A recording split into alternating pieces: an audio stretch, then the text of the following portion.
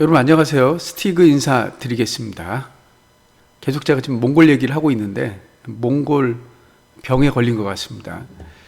이 사진은 제가 2017년에 몽골에 파견됐을 때 게르에서 가축똥을 이용해서 불을 지피는 그런 광경입니다. 제가 이 손에 들고 있는 게 가축똥입니다. 여러분, 똥을 볼 때 한국 사람들은 지저분하다 이렇게 생각하잖아요. 근데 불과 제가 어릴 때 인분, 개분, 돼지똥, 소똥 이래갖고 그걸 거름으로 썼던 기억이 있습니다. 우리나라에서도 비료가 귀했기 때문에. 근데 이 몽골에서는 이 똥을 비료로 쓰는 게 아니라 그 불쏘시개로 씁니다.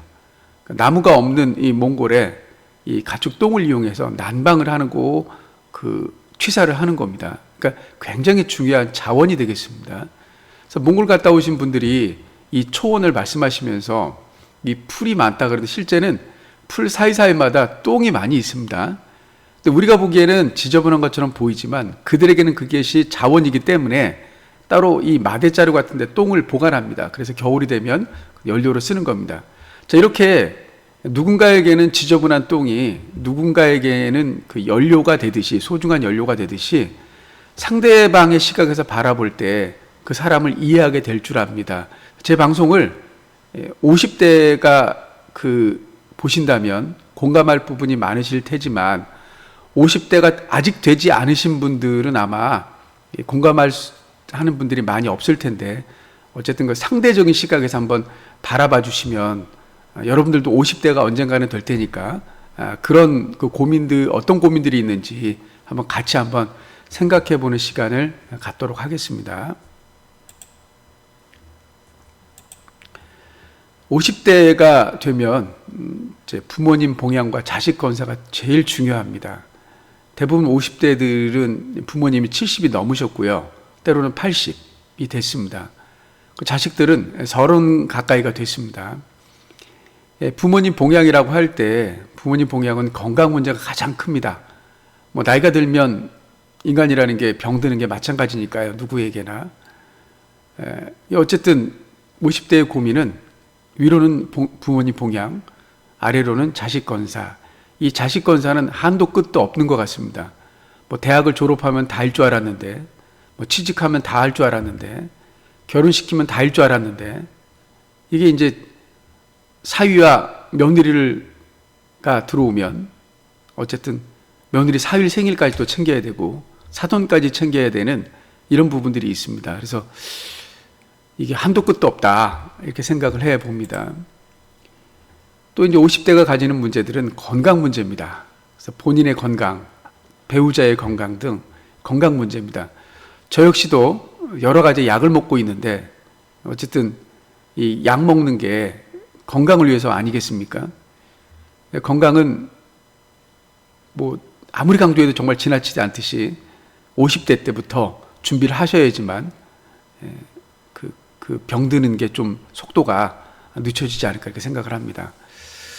그리고 이제 노후 문제입니다. 은퇴 뒤에 과연 무슨 일을 하며 시간을 보낼 것인가? 경제적으로는 어떤 준비가 되어 있는가? 이런 노후 문제들, 굉장히 큰 문제들 중에 하나입니다. 첫 번째는 이제 부모님 봉양입니다. 자세히 말씀드리면 스티그의 어머니도 80이 넘으셨고 요양원에 계십니다. 자주 찾아뵙지 못하지만 안타까운 면이 많이 있습니다. 이 사남일녀 중 제가 셋째인데요.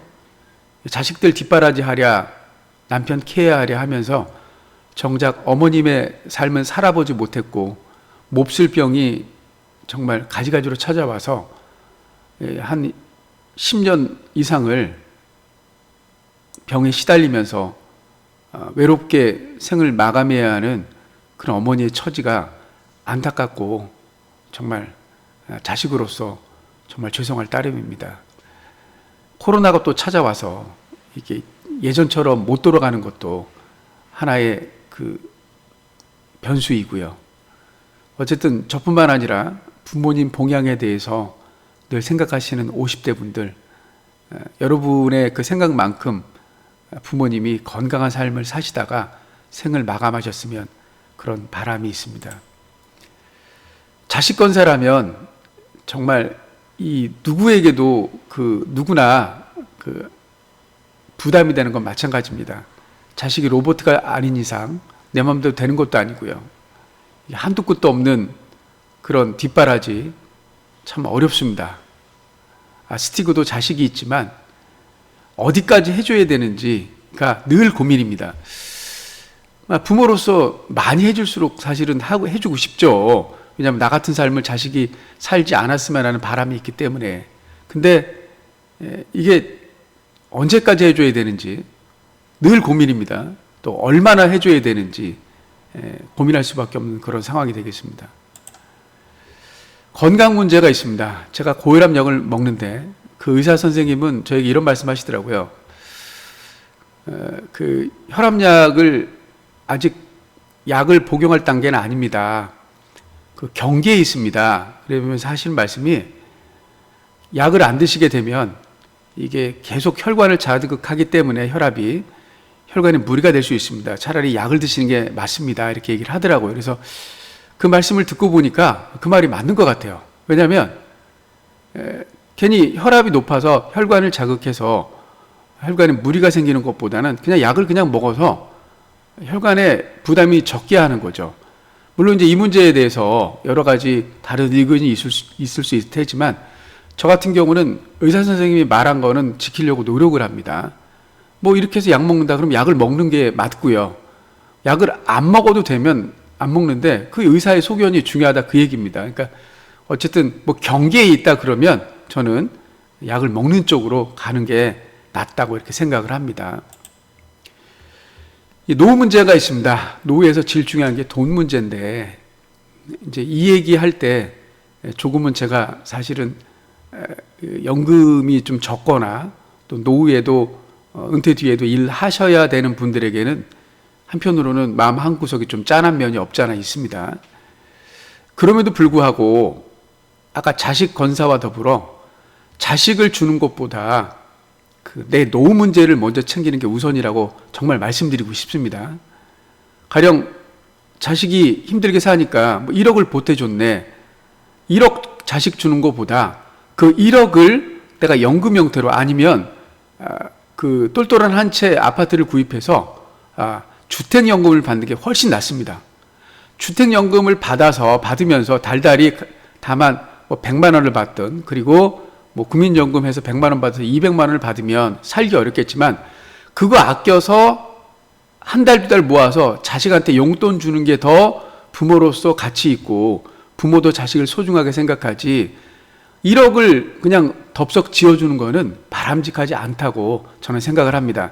물론 저 역시도 이게 이론인지라 제가 그 상황에 처한다면 어떤 결정을 내릴지는 저도 잘 모르겠습니다.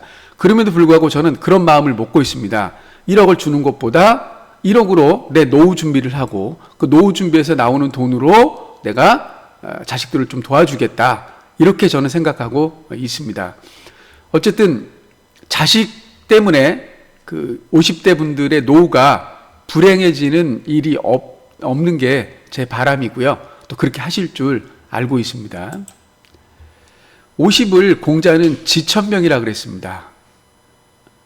지천명 할 때 하늘천 운명 명자 그리고 알지자입니다. 하늘의 명을 아는 나이가 50입니다.